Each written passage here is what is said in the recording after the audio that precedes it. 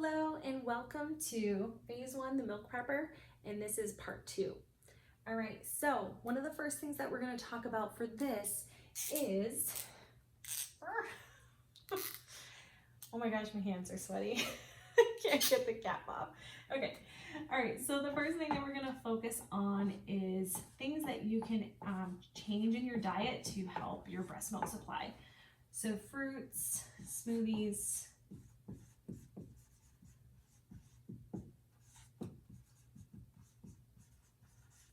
juicing.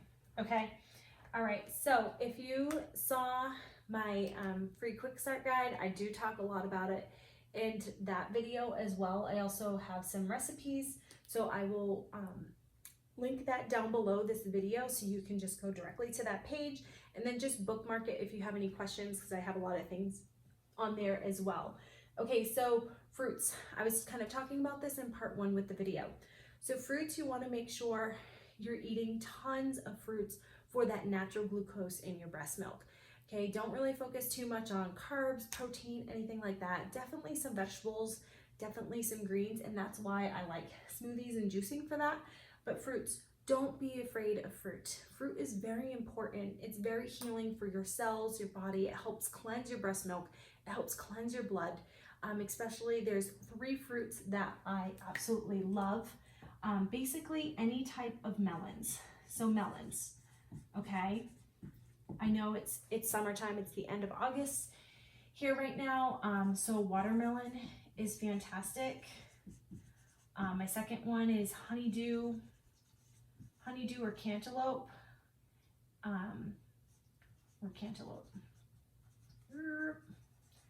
All right, and then also bananas. Huge for brain health, bananas and grapes. Okay, so now why did I choose these ones? Melons, super hydrating. Now melons are like the majority is made up of water.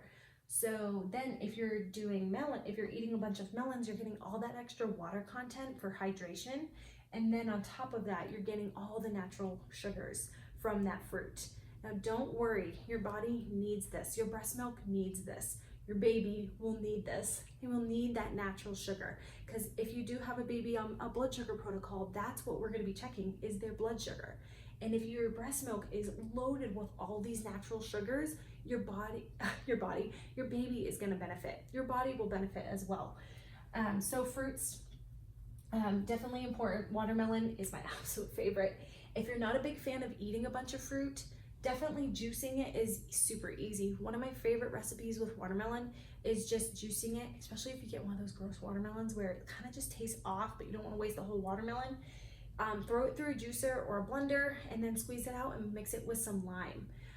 Super good, super hydrating. I absolutely love it. It's one of my favorites. Honeydew and cantaloupe, again, any type of melon has so much water content plus that natural glucose. So anytime you eat that, it's beneficial. Our bodies are chronically dehydrated. Think about it in this day and age. Like, we're always just running around on the go, drinking tons of coffee, drinking all kinds of like sugary drinks and everything, and we're not really drinking enough water. Like, who really drinks 8 glasses of water a day? Like, it's really hard. Like, when you're so busy, so our bodies are chronically dehydrated. So I would say, throughout your whole pregnancy, but definitely during your 3rd trimester, is really try and increase your water intake, increase your melon intake, and really rehydrate your body. And that's really going to help boost and build your milk supply before your baby is here. You're really prepping your milk to be the most beneficial milk for your baby. And yes, it's hard. Yes, the 3rd trimester, you feel like you have to pee every 5 seconds, but think about the pros of it. It's going to be super beneficial for your baby.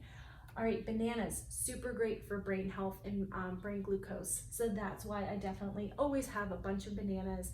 In our household, we go through bananas like crazy. I think we buy like 5 to 6 bunches of bananas a week because I do tons of smoothies. One of my favorite recipes to get extra greens, I just like plain baby spinach because it doesn't have a lot of flavor and it's not like super bitter like kale or anything. Just any type of greens that you can just throw in a smoothie. And I do 1 to 2 bananas with some spinach, and then I throw in frozen pineapple. Frozen pineapple is the key because it really it really masks anything with the greens, and it's phenomenal. So you can put like 2 or 3 cups of greens in your smoothie with some frozen pineapple and you literally won't taste it. I also do some fresh orange juice too. But bananas are super important. You can stick a whole bunch or 2 in your hospital bag and you don't need to do anything with them. You just peel them and eat them. Super great for breastfeeding. I would always have one at the bedside when I was nursing, actually 1 or 2. And in the middle of the night, I would just eat a banana and get some of that natural glucose. Grapes. Grapes are fantastic for cleaning your blood, cleaning anything out. So say during labor, you're going through all of, you know, if you did plan to have an epidural or any medications that you needed, I know they do give Pitocin. Sometimes people need antibiotics depending on what happened during your birth. Then grapes will be super cleansing to the blood and getting some of that stuff out of your body. So grapes are also an easy thing that you can kind of pack in your bag. Obviously melons are not, but grapes you could pack like a small pack, like in a container as well. I think would be super easy and accessible. Any dried fruits too are good. They're not as great as fresh fruit, but definitely if you like dried apricots, I don't even know a lot of dried fruits because I'm not a big fan. Actually, one is dates. Dates and apple is phenomenal. It's like probably one of my favorite snacks.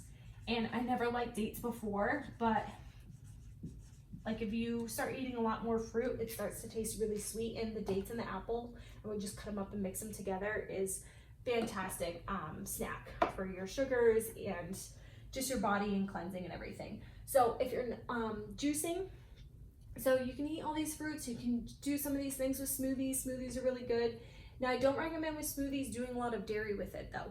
So you want to stay away from milk. This is just a fruit-based smoothie. So you're either doing water or fresh, like orange juice, squeezed in with the fruits and everything. So it's just a fruit-based smoothie. So I don't want any yogurt or kefir or peanut butter or anything like that. Like literally it's just fruits. Like I actually have my smoothie from this morning. I went to Schlitterbahn with my son. I use this cup, but I literally made a smoothie this morning and it's just fruit based. So you want to stay away from dairy. And I drink that every morning and I got off of caffeine, which caffeine isn't the worst. If you can try and get off of it and do a smoothie instead, that would be super beneficial. But we'll talk about that after. But juicing, if you don't have a juicer, Amazon literally sells them for like $80 now. You can have a coupon. Just the basic juicer is all you need. And if you're really not feeling about eating a lot of fruits or greens, you can juice instead. And because it's a liquid, your body absorbs it so well.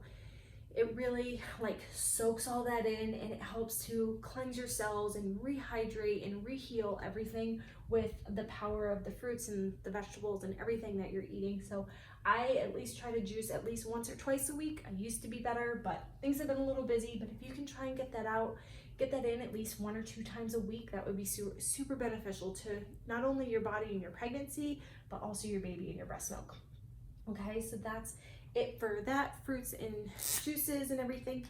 All right, one of the most important things is collecting your colostrum.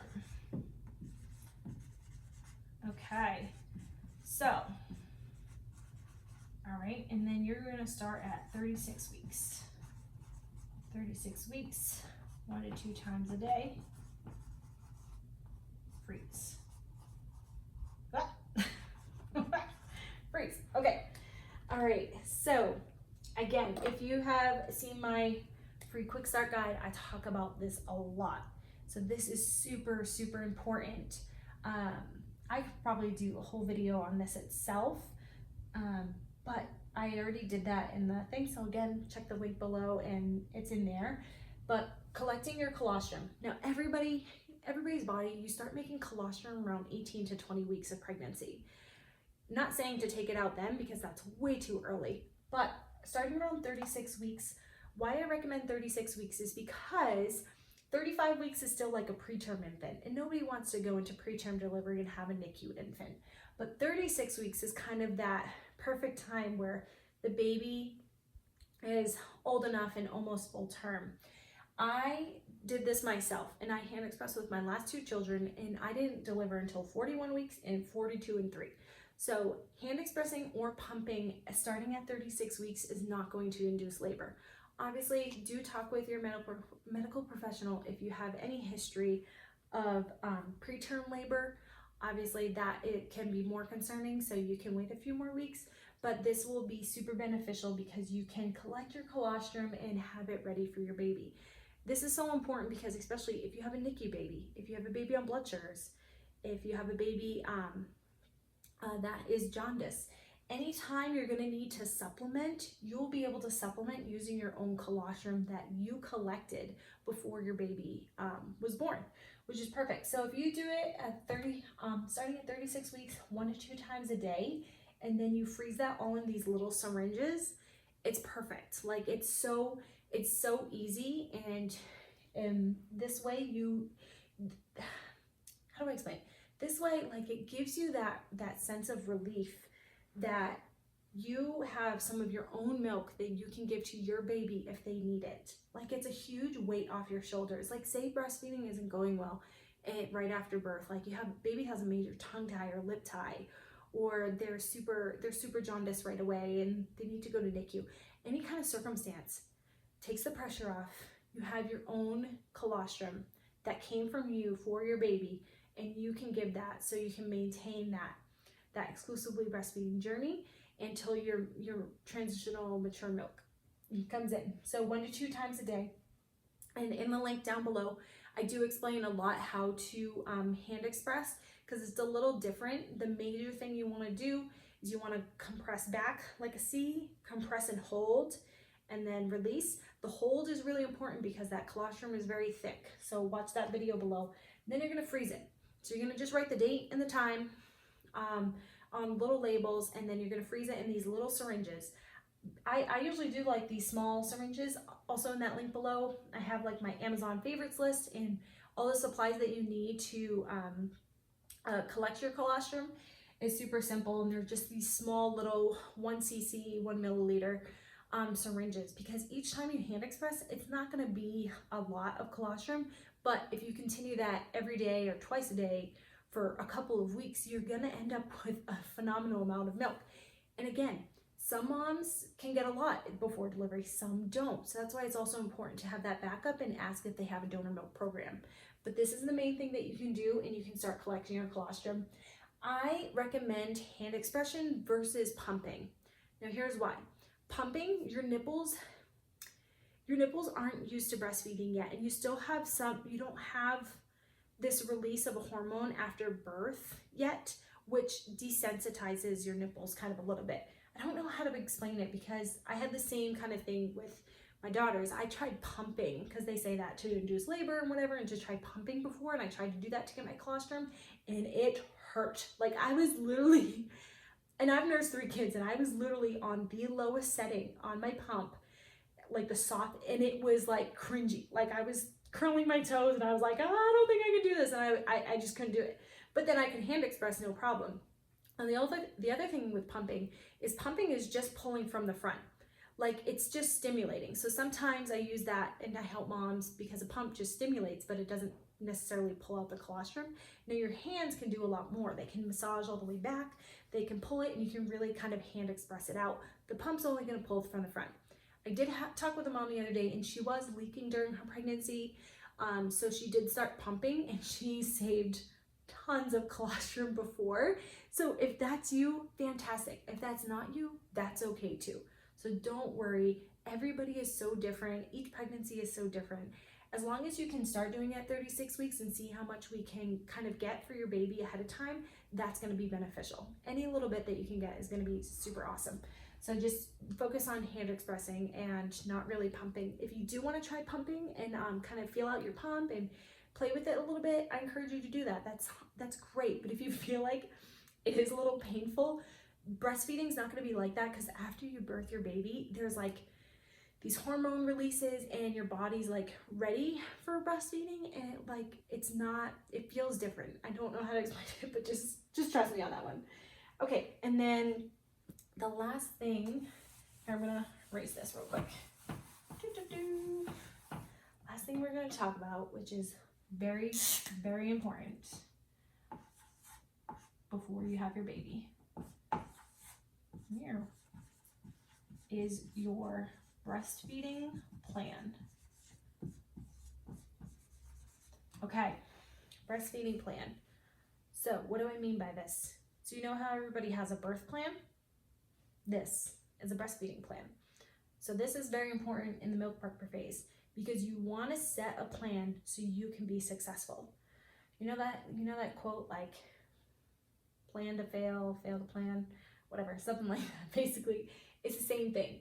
Like, you really need, especially if you're going into a hospital that doesn't have a lot of support for you, you want to have a plan, you want to be educated.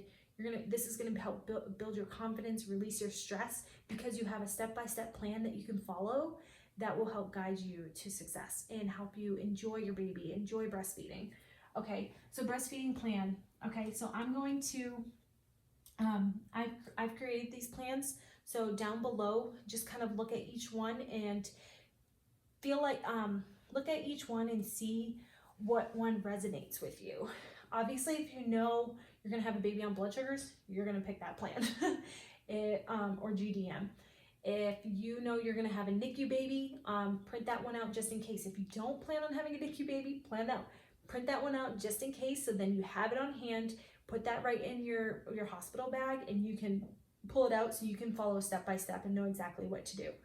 Okay, so there's going to be some different plans for, like, GDM, which is the gestational diabetes mellitus for blood sugars. I'm also going to put in quotes blood sugar baby. There's going to be one for that. There's also going to be one. So other type of babies that are blood sugars are like small babies, large babies, babies less than 37 weeks. I'm going to do a late preterm.